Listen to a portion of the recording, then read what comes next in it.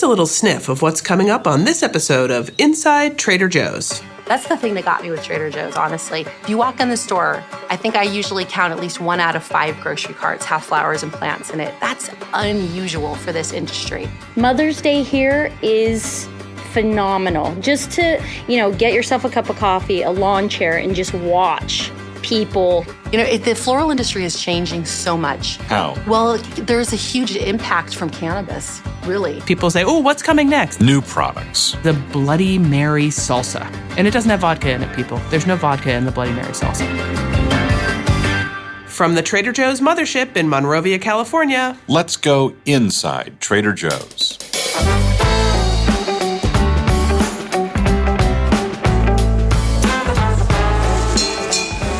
I'm Tara Miller, Director of Words and Phrases and Clauses. And I'm Matt Sloan, the Marketing Product Guy. This episode is the Plants and Flowers edition. I wish this podcast were scratch and sniff because we're talking about roses, daffodils, lilacs, orchids, basil. But no worry, we'll post some pictures on our website and our Instagram, and you can always stop by your neighborhood Trader Joe's to see and smell the flowers in person.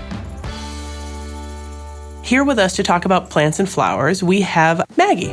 I have been in the floral industry since I was 14 years old. I actually celebrated my 14th birthday on the LA Flower Market. My parents saw that I had a love of flowers and decided to cultivate it at a young age. Does that mean put you to work when you're Basically. 14? You're cultivated. That's Basically. good use of language there. I made my first $1,000 when I was 11 making Christmas ornaments. My dad would take them to work and sell them for me. And I became a floral designer. I got my first job in a flower shop when I was 15 and have worked through the industry all of these years. So how did your love of flowers bring you to Trader Joe's? I had actually written Trader Joe's a letter about 17 years ago, and I explained exactly why I thought they should hire me. I said, I think you guys have an amazing customer base because I was one of the customers. And I thought... And you're amazing.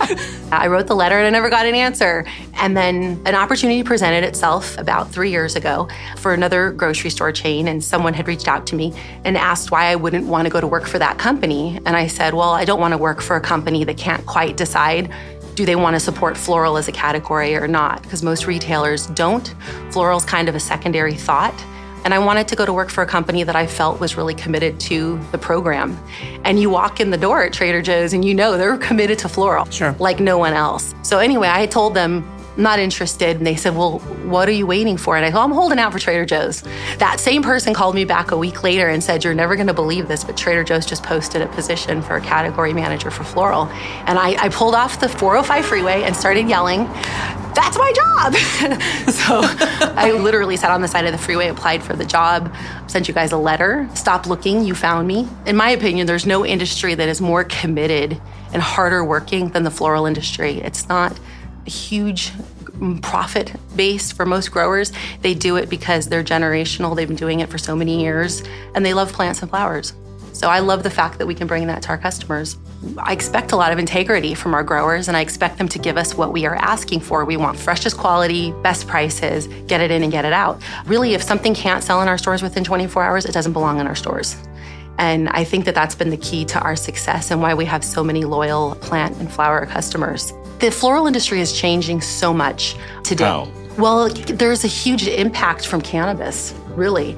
The amount of cannabis that's being grown in the United States and Canada, which Canada potted plants supply the majority of the Eastern Seaboard. I just can't let potted plants go by. But is this, we're talking about pot, we're talking about marijuana, cannabis. So why is that? I don't understand. What's going on with flowers? In order to grow cannabis, you need to grow it in a greenhouse. The ideal growing grounds for cannabis is within greenhouse. What industry has greenhouses? The floral industry. So the floral industry has lost a huge portion of growers in California. I mean, the landscape in the last 10 years, from people who I used to be able to buy Gerber daisies from out of Carpinteria, California, there used to be 5, 6 growers up there. They're down to 2. 1 in Carpinteria, and I believe 1 in San Diego are the last 2 in California. So have all of those other growers... They've gone to cannabis. California produces 80% of the flowers that are grown in the United States. We're getting to a point where if you don't partner and align with those growers, they're not going to make it. I mean, it's a tough industry. It's a tough business. We try to support local growers as much as we possibly can, but the industry is definitely changing. Well, and I have to think that, whenever there's a new market opportunity, a bunch of people throng to that, rush into it. Absolutely. There will be a counteraction, I assume. I believe so too. I do believe that everything that is old in the floral industry becomes new. If you give it time, it will come back. Baby's breath is a perfect example of that.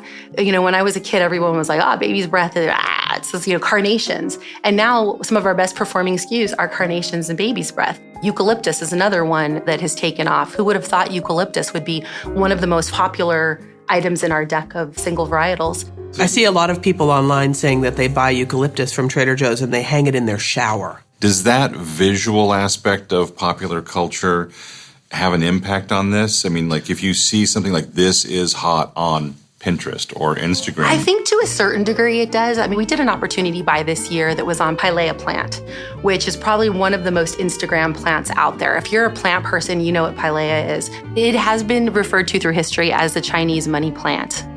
I didn't want to go too big because I thought that's a very niche-y market. And boy, social media blew up. People were freaking out because that plant, you would buy it in a garden center for $20, $30, $40, and we had it for $8.99. Okay, so social media blew up. Did we actually sell the stuff? We did. But there's also a part of our business is to give our customers different cool things. It wasn't like this top performing item, but it got people excited. It made our customers happy. You used a phrase that I'd like to unpack. What is an opportunity buy? An opportunity buy, something that we can get a great buy on. So to a certain degree, we do opportunity buys when something will present itself, but a lot of it is a scheduled, like, hey, that Pilea did really well. Why don't we plan to do that again in 6 months? And it gives our regular customers some spice. We try to keep the section as fresh as we possibly can.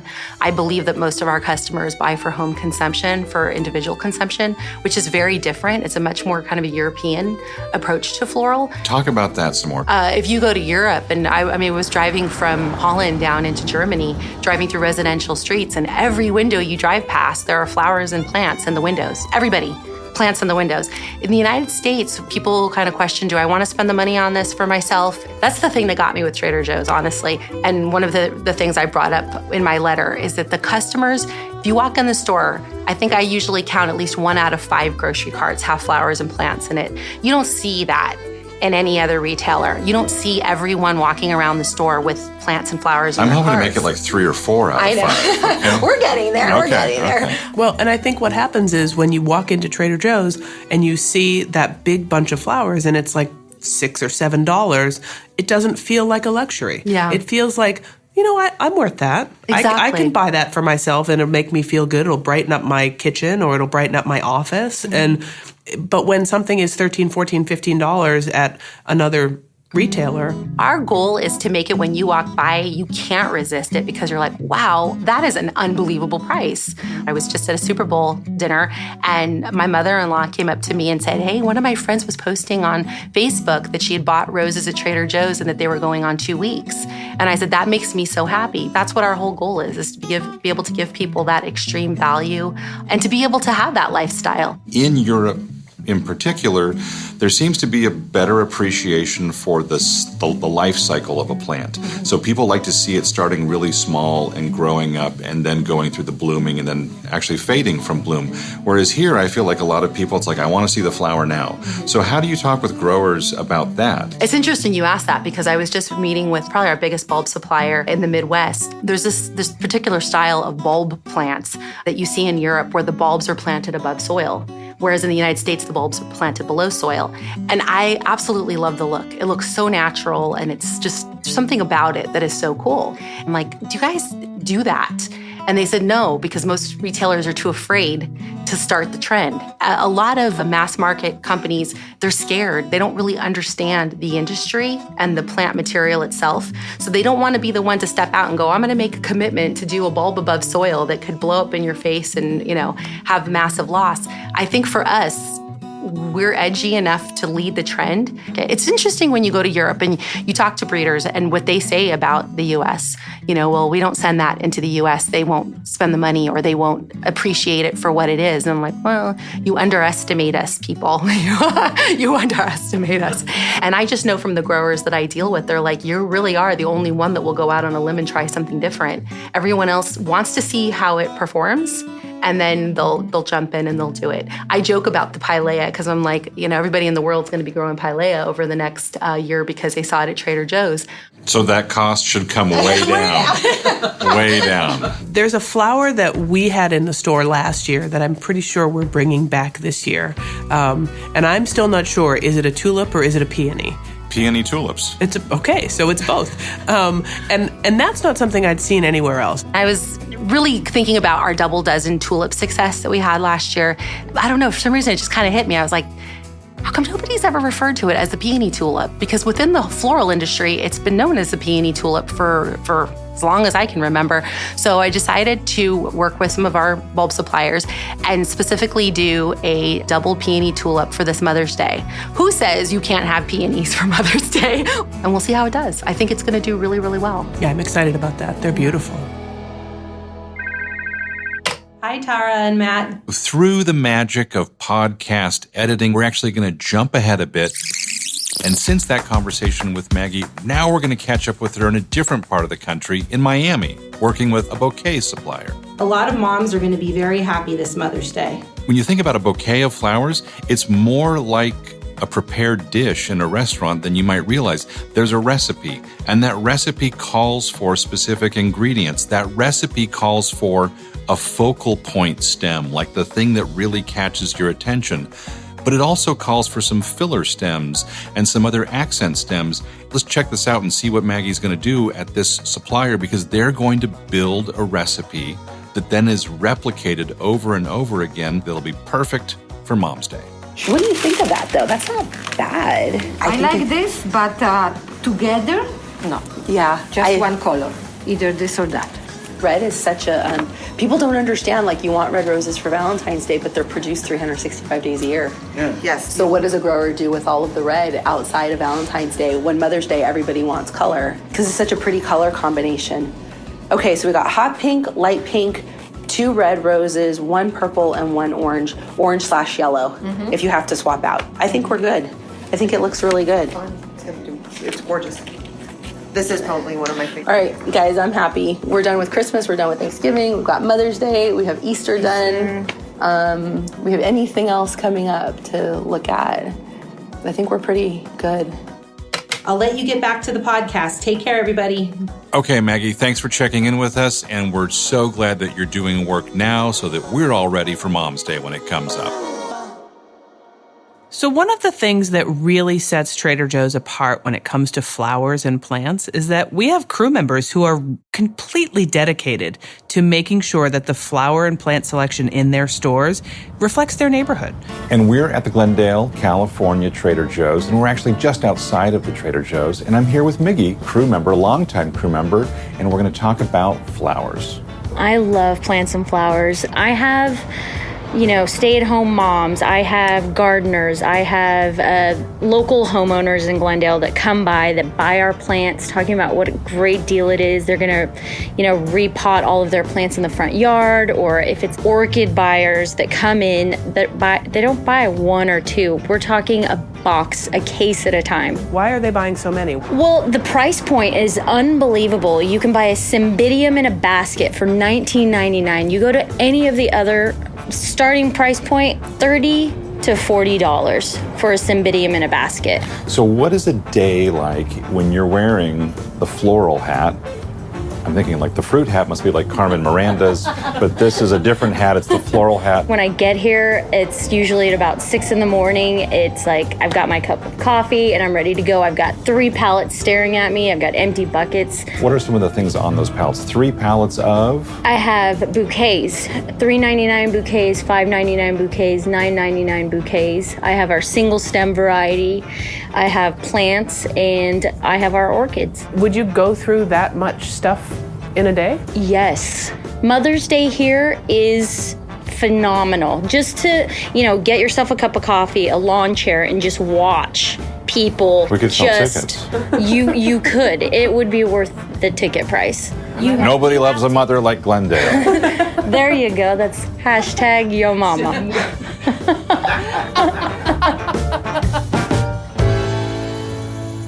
So So, Matt, the time has come. It is time? The time has come. It's the time that everybody waits for when we talk about new products that are coming into the store in the coming weeks and months. That time. Okay, that time. I have one that I'm really excited about. It is called Neapolitan JoJo's Ice Cream. You're familiar with the Neapolitan JoJo's cookies. I am all too familiar with Yes. those cookies, but yes, I know what you're talking about. It's vanilla and strawberry ice cream. And instead of chocolate ice cream, it has chocolate fudge pieces and dark chocolate swirl. And then it has pieces of Neapolitan JoJo's cookies. Perfect. Thankfully, it's seasonal, so I won't be able to have it all year. But while I can have it, I'm looking forward to having it. And that should be coming out, a late spring, early summer. Okay. I'm going to see your ice cream treat and raise you another desserty treat. We have a mochi cake mix. Mochi it's really a staple in Japanese cuisine. It's glutinous rice. It's a type of rice, a short grain rice that's pounded, and it becomes this weirdly interesting, wonderfully springy, elastic thing. And this cake mix is made with the same kind of rice material that mochi, like a mochi wrapped ice cream treat, is made, but you actually bake it. And so it looks almost like you would be making a brownie, but the thing itself looks nothing like a brownie. It's lighter in color, and it has like a wonderful sort of rich, buttery vanilla flavor, and it has this really interestingly strange and wonderful texture. That's the mochi cake mix. It's a little bit confusing because it is a gluten-free cake mix, but it's made with glutinous rice. Yeah, it's the adjective form of the word. It's not talking about what it is. It's talking about describing what it's like. Right. So it's sticky, and anyone looking for a gluten-free dessert, it's a really cool option. It's delicious. Okay, moving into a different type of product, protein pancake mix. You just add water and you make your pancakes, and there's 10 grams of protein in a serving of pancakes. I made it for my family, several times, and everybody really liked it. It just tastes like a really good pancake. What else is coming? Turmeric has been, on so many people's minds. It's that vibrant, bright yellow rhizome. It looks like a tuberous root kind of thing. It looks almost like ginger. It has its own very specific flavor. So many things with turmeric have been popular, and we get a lot of requests for that. We have what's known as golden milk coming. Now, there's a whole future podcast that we might go into, like why things should or shouldn't or can or can't be called milk anymore, but the product we have will actually be called turmeric ginger coconut beverage. A bit of a prosaic name for sure, but it's basically golden milk. It's a non-dairy version of this, so it's made with coconut milk. So that should be out pretty soon. One of those products that I find really interesting that's coming is a Bloody Mary salsa. And it doesn't have vodka in it, people. There's no vodka in the Bloody Mary salsa. It's focused and built on and around tomato. And it has a wonderful tomato flavor. And that tomato flavor gets amplified by celery. And then it's got some spiciness, too. I'm not a big drinker of Bloody Marys, but I could eat a lot of this salsa. It's really tasty.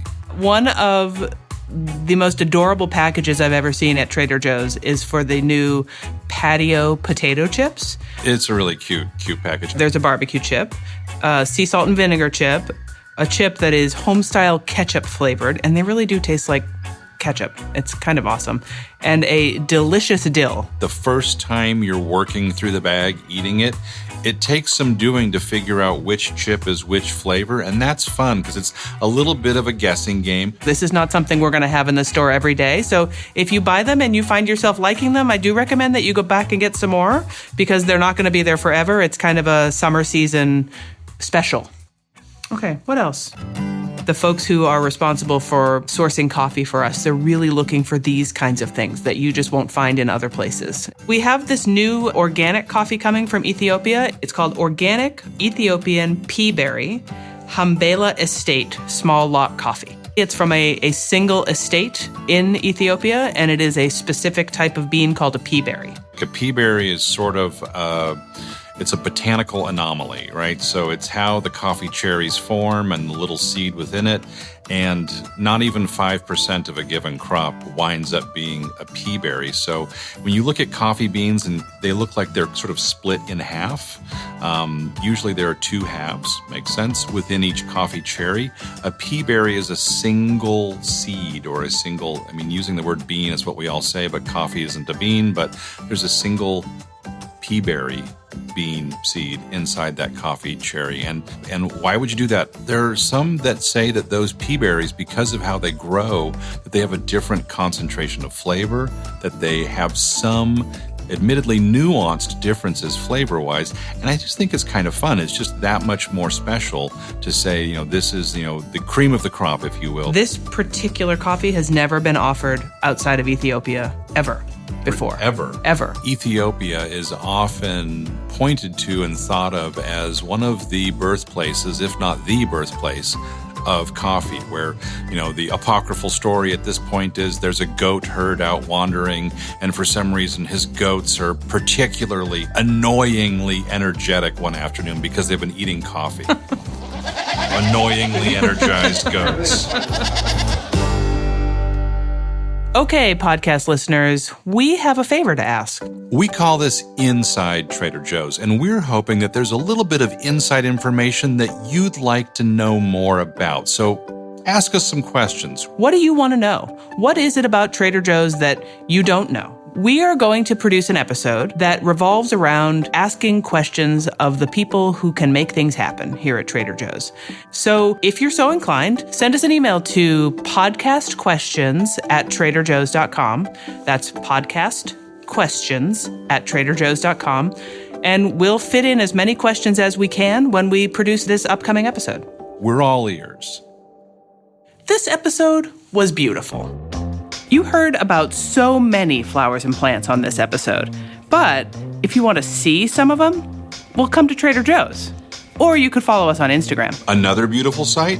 All those ratings and reviews for Inside Trader Joe's on Apple Podcasts or wherever you get your podcasts. That's very kind. It would also be kind if you'd hit that free subscribe button. It is free and worth every penny. We'll deliver another podcast soon. And until next time, thanks for listening. And thanks for listening.